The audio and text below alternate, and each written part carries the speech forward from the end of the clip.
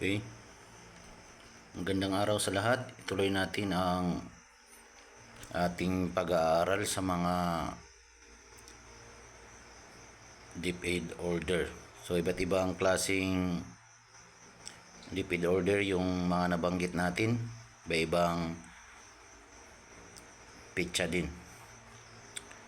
So, this is National Qualification Examination for school heads, no? Yung mga teacher na gustong mag-principal o kaya school heads. So, sana makatulong sa inyo guys yung video na to.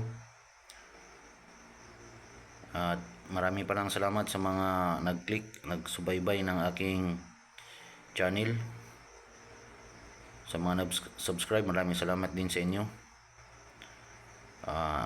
Para ganado pa tayong gagawa ng mga video guys. So maraming salamat. So dito nakikita nyo talaga aktual at pirmado pa ng ating DepEd Secretary. So sa ngayon isang DepEd order naman yung pag-aralan natin. Titingnan natin para maging familiar tayo sa DepEd order na ito. So this is Inquest Reviewer, Republic of the Philippines, Department of Education, dated February 15, 2018.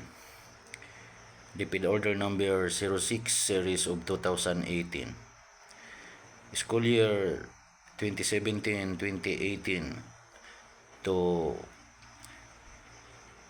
2018 K-12 Basic Education Program and of school year rights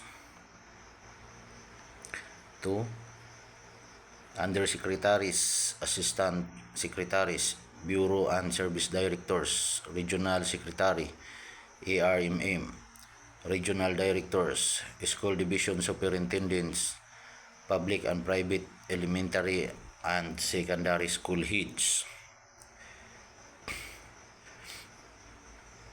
Number 1, for school year 2017-2018, the Department of Education DepEd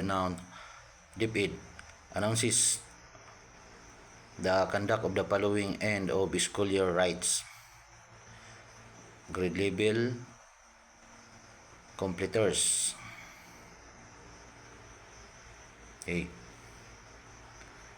So kindergarten, grade 6, grade 10, grade 12 learners from schools with DepEd approved K-12 transition plan, school with permit to operate senior high school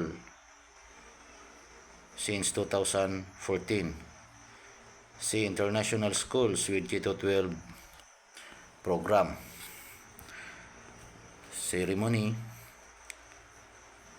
kindergarten moving up or completion, grade 6 graduation, grade 10 moving up or completion, grade 12 learners graduation, proof of completion, kindergarten certificate enclosure number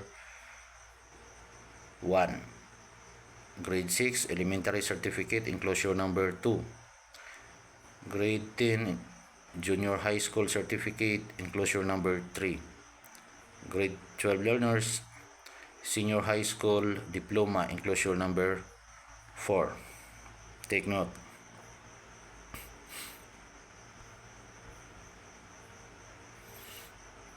Number 2, 2018 ceremony shall focus on the theme mag-aaral ng K-12 handa sa hamon ng buhay. K-12 learners ready to face life's challenges. Schools, divisions, or regions may translate the theme in mother tongue.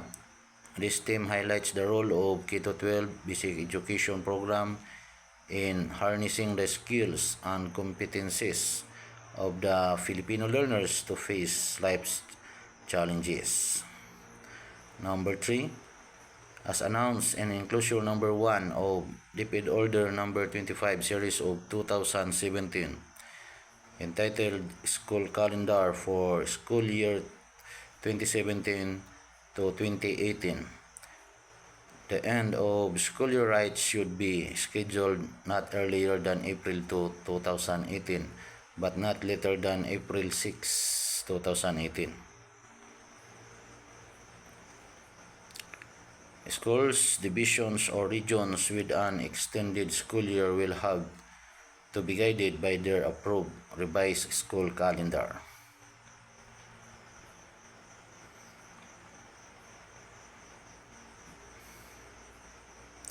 DepEd Complex, Meralco Avenue, Pasig City, 1600 633-7208, 633-7228, 632-1361, 636-4876, 637-6209, or email at www.deped.gov.ph.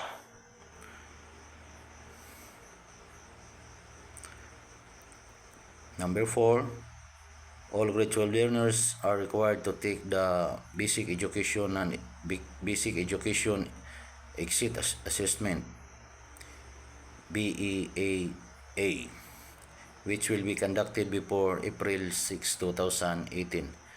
Details of the examination will be issued on a separate memorandum. Number 5, in line with the government's austerity program,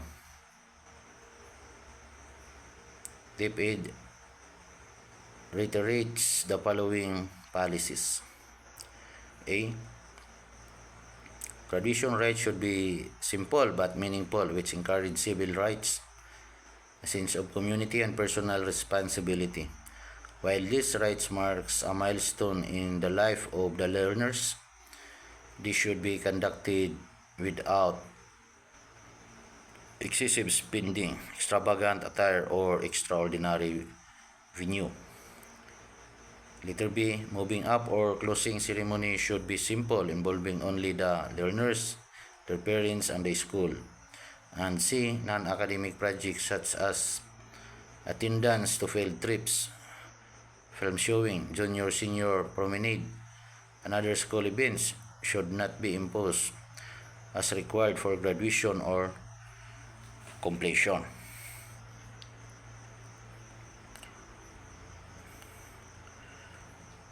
For public schools only, D. Expenses relative to the activity should be charged to the school's maintenance and other operating expenses under the 2018 budget. E. Any DepEd personnel should not be allowed to collect any graduation, moving up, closing ceremony fees, or any kind of contribution. So take note, guys. Any DepEd personnel should not be allowed to collect any graduation, moving up, closing ceremony fees, or any kind of contribution. That's for public schools only. It is very specific. Letter F. Contribution for the annual yearbook, if any, should be on a voluntary basis. So it is very clear. Number 6, use of enclosed completion certificate and diploma templates for private elementary and secondary schools, technical and vocational institutions, and higher education institutions, including state universities and colleges, and local universities and colleges. The use of the enclosed completion certificate and diploma templates is optional. The signature of the school heads is required, while the signature of the school division superintendent is not required. For public elementary and secondary schools, the use of enclosed completion certificate and diploma templates is required.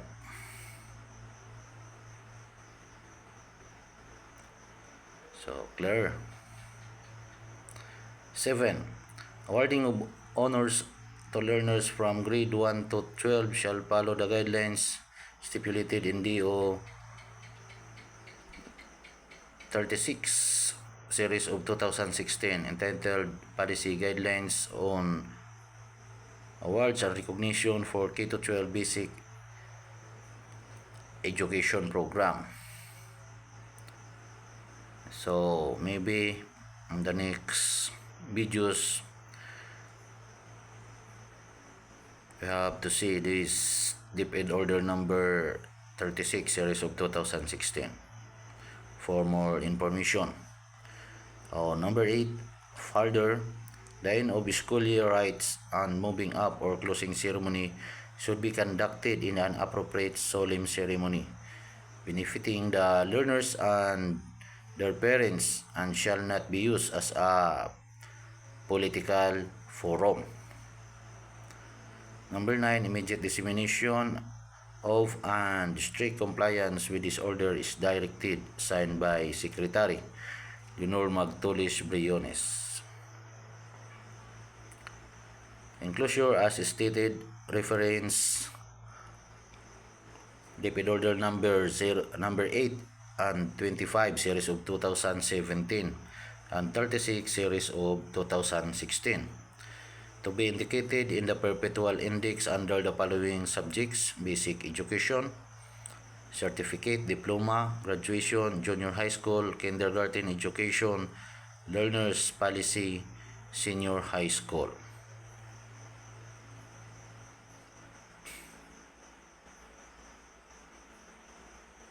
So, enclosure number 1 to DepEd Order number 06 series of 2018. This is the sample template for kindergarten certificate.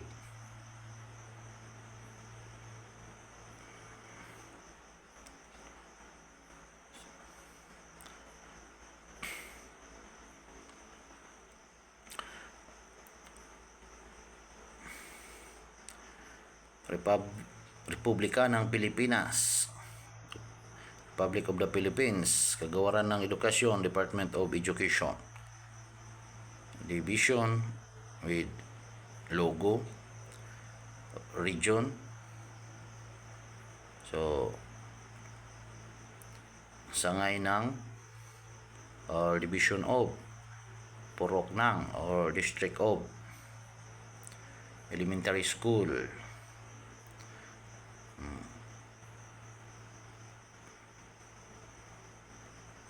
So, pinatutunayan nito na the certificates that this certifies that Juan E. De La Cruz,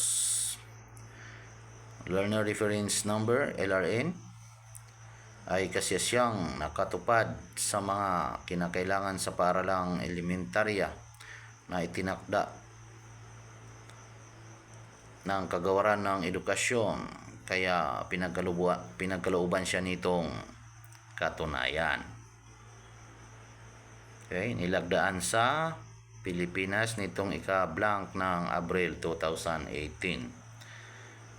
And then, punong guro or principal, signed by the punong guro or principal. Then, signed din dapat siya ng School Division Superintendent.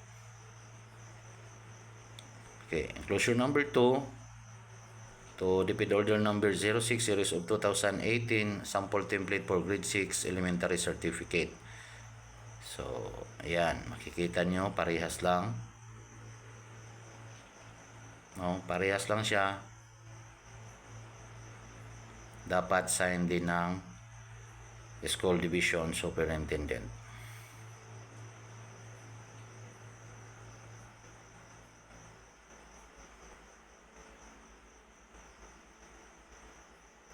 Enclosure number 3 to DepEd Order number 06 series of 2018, sample template for grade 10 certificate of completion.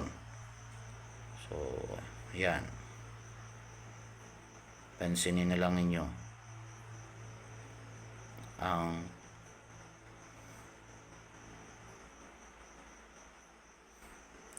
so this is enclosure number 4 to DepEd order number 06 series of 2018. So compare nyo na lang.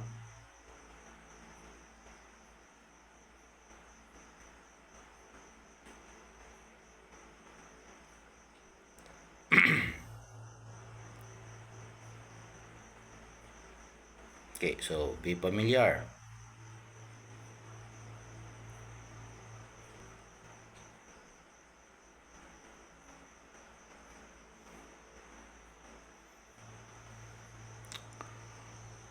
Okay, that is school year 2017-2018 K-12 Basic Education Program and of school year rights DepEd order number 06 series of 2018 dated on February 15, 2018. Thank you for watching guys. God bless us all.